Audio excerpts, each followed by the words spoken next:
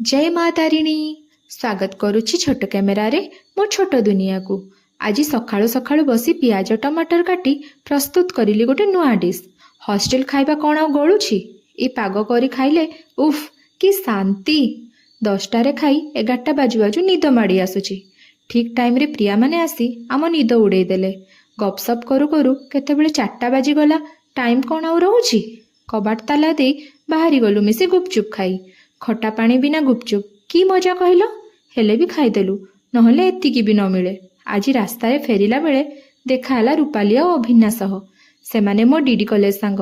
निज लोकन को हठात की सामना रे देखिबा खुशीटा न कहिले सरे। रास्ता घाट पछे न जानी थाउ बुलिबा आम एमिति चली थाउ। पेटे खाई फेरी गलु हॉस्टेल। रूम रे बसी बसी बोर लागुछि।